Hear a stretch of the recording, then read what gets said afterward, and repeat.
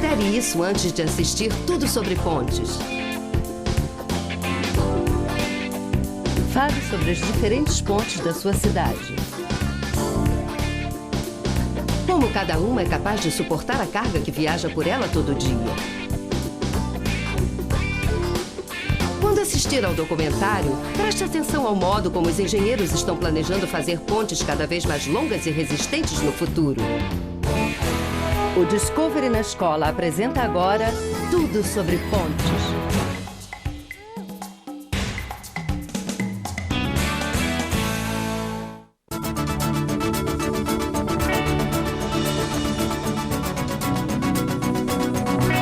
Elas são marcos notáveis. São as cordas salva-vidas que nos unem, nos ajudam a nos comunicar e nos dão estabilidade econômica. Nós passamos por pontes todo dia, mas raramente prestamos atenção nelas. Confiamos nelas as nossas vidas e nossas famílias e presumimos que é seguro atravessá-las. Mas às vezes, elas nos faltam. Esta é a história sobre altos e baixos das pontes.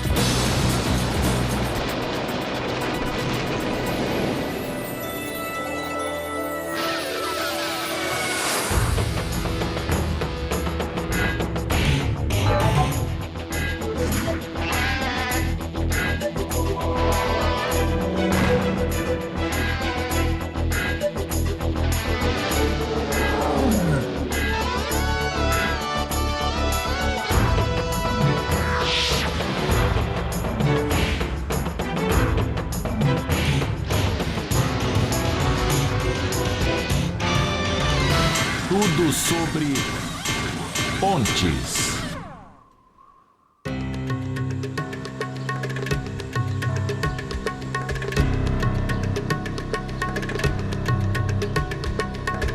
Através da civilização, as pessoas têm confiado nas pontes.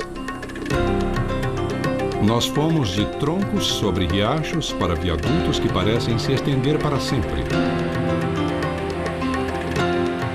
De arcos naturais de pedra aos grandes aquedutos romanos,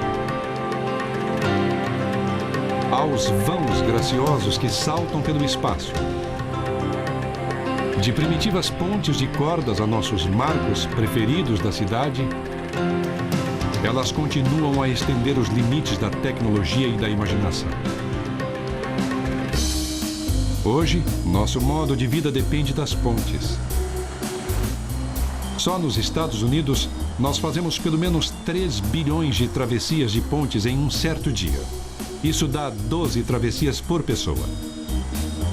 Fazemos isso sem notar, até que uma das nossas cordas salva-vidas econômicas falha.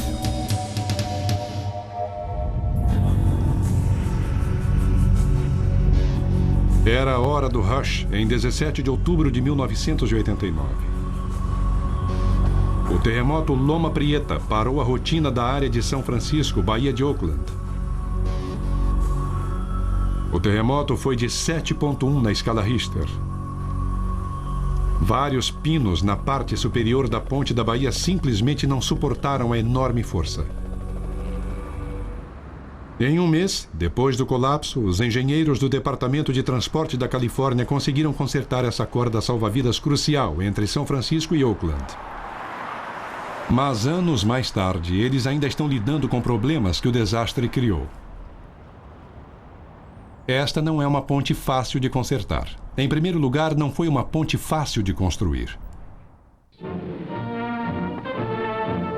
Desde a Corrida do Ouro, as pessoas sonhavam com um elo entre São Francisco e Oakland. Mas a distância, a profundidade da água e o solo macio apresentavam enormes problemas.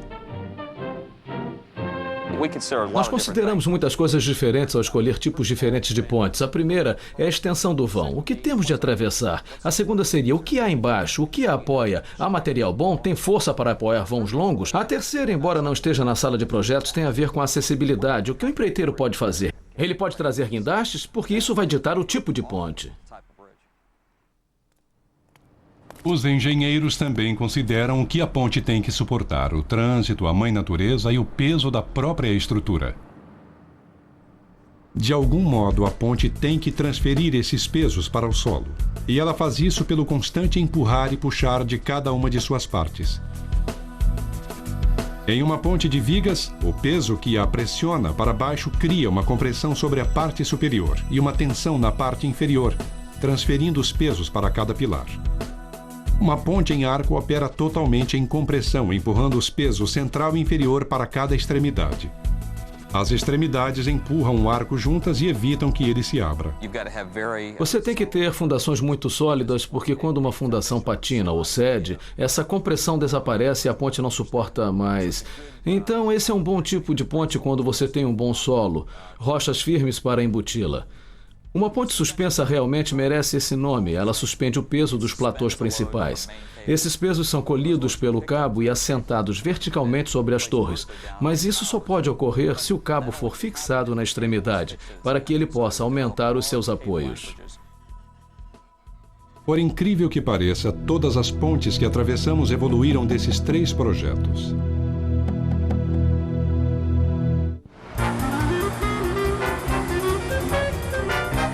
Essas são as rainhas do mundo das pontes.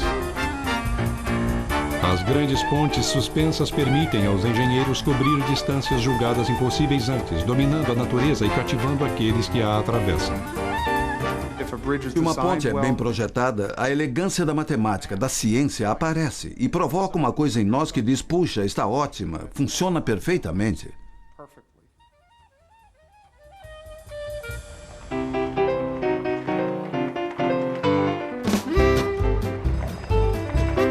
Cidade de Nova York. Antes da virada do século já era grande e ativa. Suas ilhas pediam pontes para ajudar a enfrentar o trânsito e manter a economia da grande cidade crescendo. Quando foi inaugurada em 1883, a ponte do Brooklyn era a maior ponte suspensa que o mundo já tinha visto. Seu vão principal, de quase 480 metros, estabeleceu um novo recorde. Antes da época dos computadores e de maquinário sofisticado, era um puro engenho, a força humana e a ousadia que faziam o trabalho. Na época em que a ponte do Brooklyn foi construída, estruturas tão altas, com 60 metros ou mais sobre a água, estruturas que cobriam aquela distância eram desconhecidas. Era impensável construir uma coisa tão grande. Foi equivalente à ida à Lua em 1969, há quase 100 anos.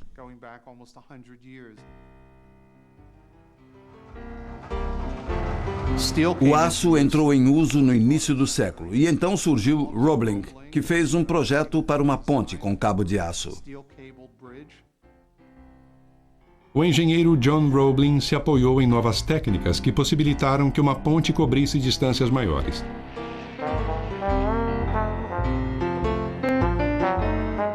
Enquanto as fundações para apoiar o imenso granito subiam, ele usou caixões pneumáticos. 2 caixas herméticas de madeira do tamanho de meio quarteirão foram submersas até o leito do rio e preenchidas com concreto.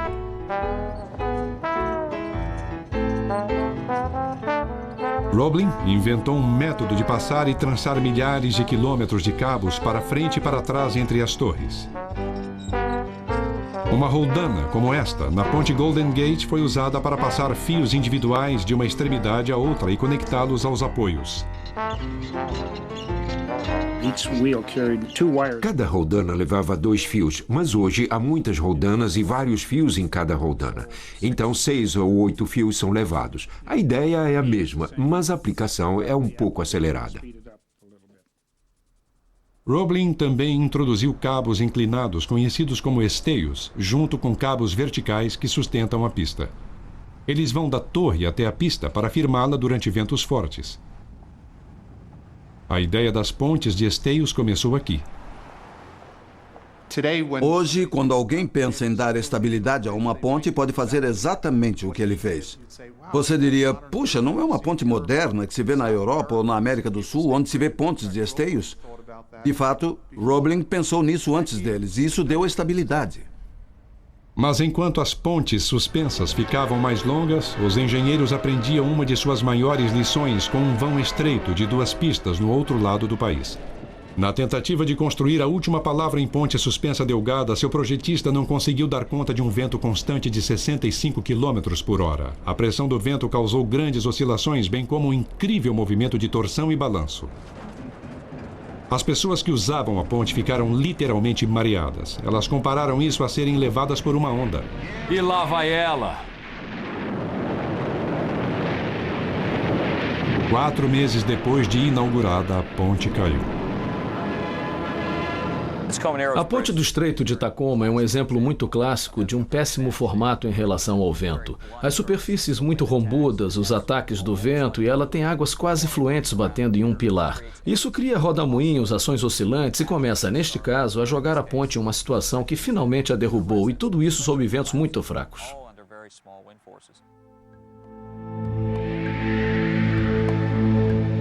Havia pouca firmeza na construção da ponte para dar conta da pressão. A pista poderia ter sido mais larga, as torres poderiam ter sido mais grossas, mas acima de tudo os engenheiros ignoraram a aerodinâmica. Eles agora projetam longas pontes suspensas com vigas horizontais que são abertas dos lados para deixar o vento passar. É esse o caso da ponte do Estreito de Verrazano, de Nova York, a maior ponte suspensa dos Estados Unidos. Ela liga o Brooklyn à ilha Stanton. Seu vão principal se alonga por quase 1.300 metros, quase a extensão de 14 campos de futebol.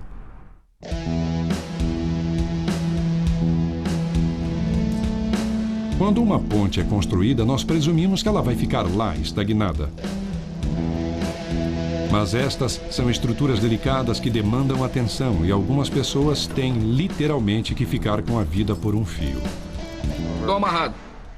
Usando modernos equipamentos de escalada, Jeff Finn e Richard Hunt descem da torre da ponte e verificam cada parte da estrutura ao descer. A equipe de escalada faz parte de um exército de pessoal de manutenção, reparo e inspeção designado para cada ponte. Eles estão bem cientes das consequências de não ver uma rachadura mínima que seja. Em dezembro de 1967, rachaduras em uma única viga I não foram detectadas. Em pouco tempo, essas falhas derrubaram a ponte de prata sobre o rio Ohio, West Virginia. As mudanças na temperatura enfraqueceram a viga I através do tempo. Ninguém estava prestando atenção. Provavelmente eram micro-rachaduras nas vigas I. Essas micro-rachaduras se tornaram rachaduras maiores e causaram a queda imediata da ponte. E é esse tipo de coisa que pode ou devia ser percebido na inspeção, certamente nas inspeções modernas. Ninguém pode predizer a velocidade da propagação de uma rachadura, então um dia ela pode ser mínima e um mês depois ela está muito maior. A queda impeliu o governo federal a exigir inspeções regulares nas pontes. Agora, a cada 2 anos, cada ponte com mais de 60 metros é examinada e classificada.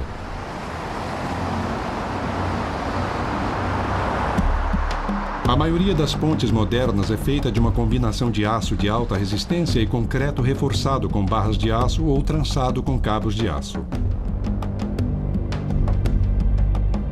Os cientistas estão descobrindo novos meios de reforçá-las, mas mesmo o melhor material feito pelo homem tem limites. O aço quer reverter a sua condição natural. Ele quer corroer, são as suas tendências naturais. Na área da Bahia temos muito sal no ar. A neblina traz sal e o deposita nas pontes. E você tem uma acumulação disso através dos anos. E assim que esse sal, a água e os fragmentos ficam presos no aço ou grudados nele, você tem uma reação eletrolítica e o próprio aço começa a se consumir. É como uma pilha, parte dela é um anódio e parte é um catódio. Você pode medir a eletricidade na própria ponte e pode ver que quando eles estabelecem uma corrente, a ponte está se corroendo. O aço está virando ferrugem. É onde entram os pintores. De cima a baixo, o ano inteiro, os pintores limpam e cobrem cada centímetro de aço. Quem observa melhor nesta ponte é o pessoal da pintura. Nós confiamos muito na perícia deles. Eles não vêm aqui apenas para passar a tinta nela. Eles vêm aqui, olham, veem alguma coisa errada e dão um alarme.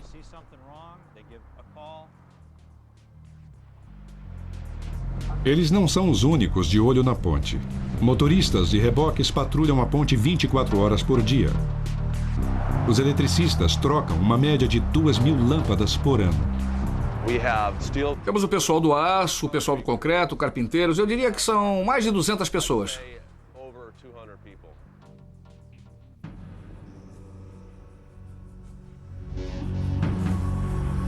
Isto é o que pode acontecer quando viramos as costas para uma ponte.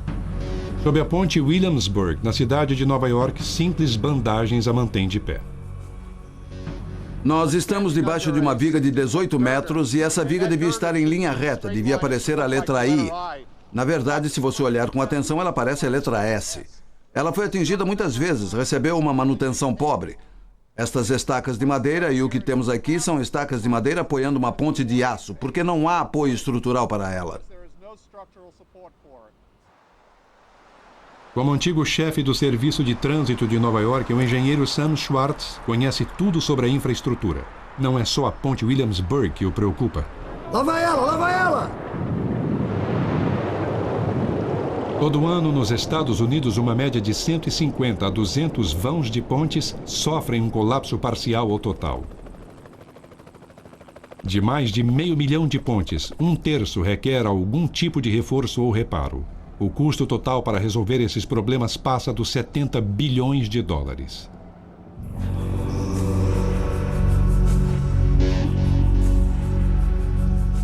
Eu acho que quando se trata de pontes, nós somos o nosso pior inimigo.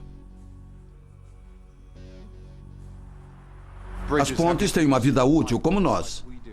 Elas têm dores e aflições como nós. Elas apresentam muitas das mesmas coisas que nós.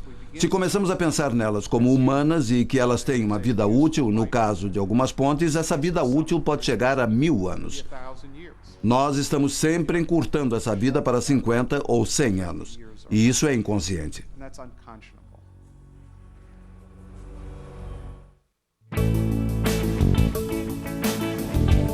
Os engenheiros podem usar as últimas tecnologias para projetar uma ponte e construí-la o mais forte possível.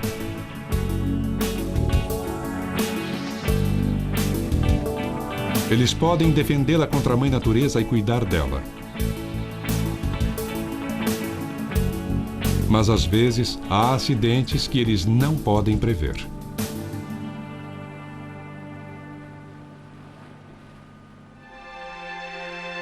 Durante a ida matinal para o trabalho em maio de 1980, o desastre atingiu a área da Baía de Tampa.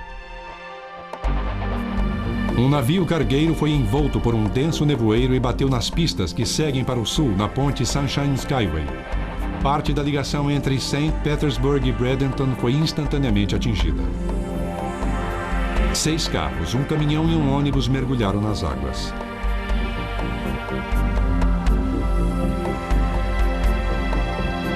35 pessoas morreram em um dos piores acidentes em pontes que os Estados Unidos já tinham visto.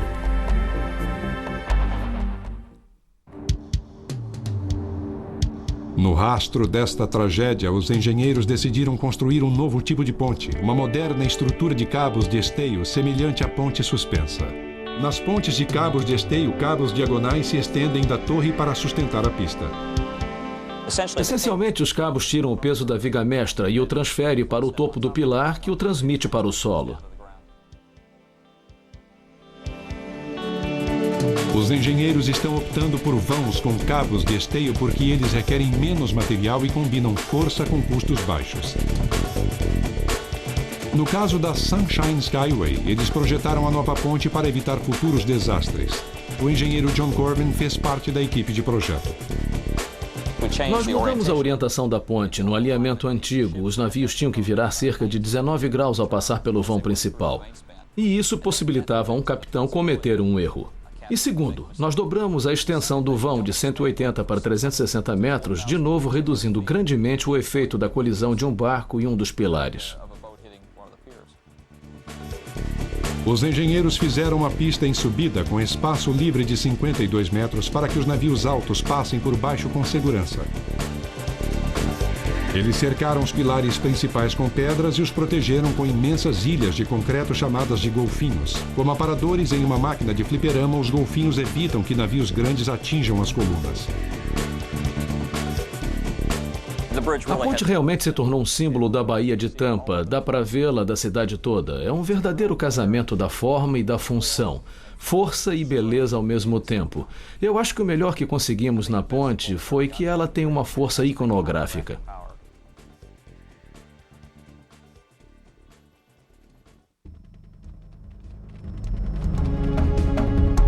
Com o trânsito agora fluindo, os engenheiros estão imaginando o que vem a seguir. Vários sonhos estão nas fábricas, ou pelo menos nas pranchetas. Em um futuro não muito distante, as pontes podem ficar mais inteligentes. Sensores de fibra ótica colocados em pontos-chave irão detectar os primeiros sinais de problemas. Uma ponte é inteligente quando tem receptores, fios, fibras óticas que conseguem monitorar a condição da ponte a qualquer hora.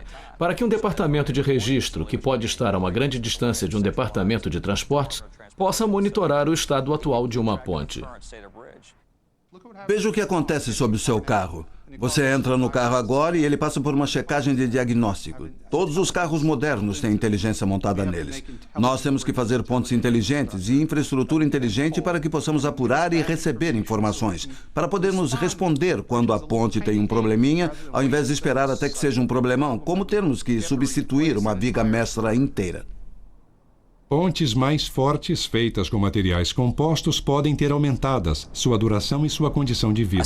Além de melhorarmos os materiais atuais e usarmos materiais de alto desempenho, nós vamos ver uma grande adoção de materiais compostos. O mesmo tipo de materiais que vemos nos caças secretos ou nas asas dos F-16. As fibras de carbono são materiais extremamente fortes, combinados com a matriz certa de resinas e outros materiais, porque não corroem, não racham e têm ótimos aspectos para uma longa vida nas pontes. Às vezes 3 vezes mais do que uma ponte padrão, mas agora eles são 3 vezes mais caros. Os vãos artísticos que confundem as linhas entre a arte e a engenharia também são muito caros. E são controversos. Muitos engenheiros dizem que eles são superdimensionados, desperdiçando dinheiro e material, enfatizando a aparência em vez da necessidade.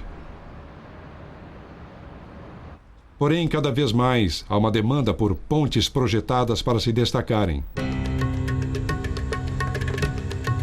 Com as novas tecnologias, os engenheiros dizem que não há limite.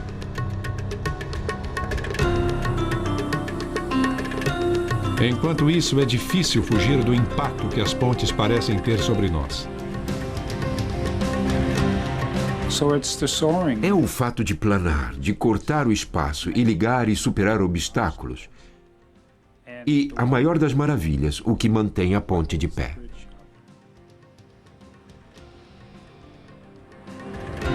O que mantém a ponte de pé é a engenharia, a combinação de técnica, engenhosidade, aço e concreto, atenção constante e, às vezes, uma pitada de sorte.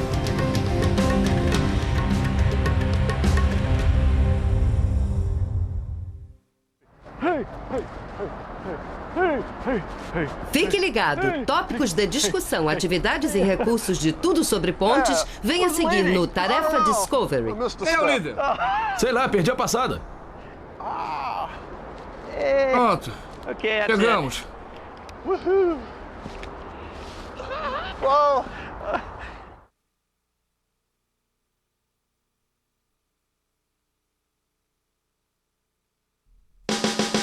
Agora que você assistiu tudo sobre pontes, fale sobre isso. Os engenheiros devem considerar inúmeros fatores quando projetam uma ponte. Faça uma lista dos diferentes tipos de pontes que você viu no programa. Depois, discuta as forças e as fraquezas de cada uma e as circunstâncias nas quais cada projeto é usado. Agora experimente isso. Usando palitos de picolé, cola e barbante, projete e construa uma ponte de pelo menos 60 centímetros de comprimento, para que ela possa sustentar o peso de um tijolo. Depois, compare o seu projeto com os dos seus colegas de turma para ver qual é o mais forte. Para aprender mais, Discovery na Escola sugere estruturas surpreendentes neste endereço da internet. Peça a sua bibliotecária para ajudar você a explorar os muitos recursos que a sua biblioteca tem a oferecer.